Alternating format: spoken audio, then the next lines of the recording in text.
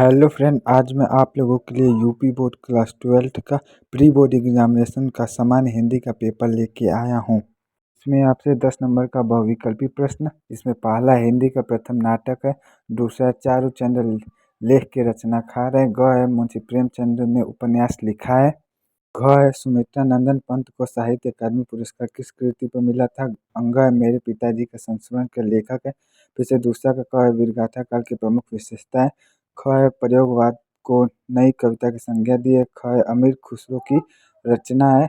घ है अज्ञेय के तार सप्तक का प्रकाशन किया। अंग है कौन सी रामधारी सिंह दिनकर की रचना नहीं है। उसके बाद तीसरा है जो 10 नंबर का है, निम्नलिखित अवतरण को पढ़कर उस आधारित प्रश्नों के उत्तर दीजिए। यह आपके राष्ट्र का स्वरूप नामक पाठ से लिया गया है, आप इसको देख सकते हैं। उसके बाद आपको एक निंदा रस से लिया गया है, जिसके लेखक हर्षशंकर परसाई जी हैं।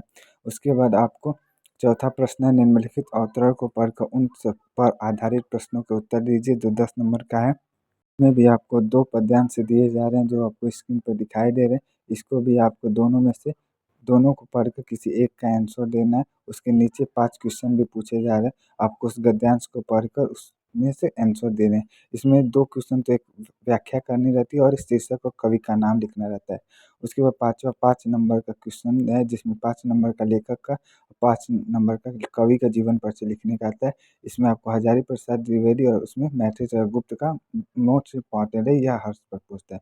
उसके बाद आपको पंच लाइट या ध्रुव यात्रा कहानी का सारांश या उद्देश्य बताना है।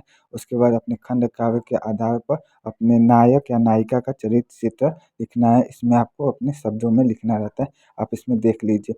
ये 5 नंबर का होता है। उसके बाद आपको 7 नंबर का निम्नलिखित अवतरों को किसी एक का संदर्भ सहित हिंदी में अनुवाद करना है।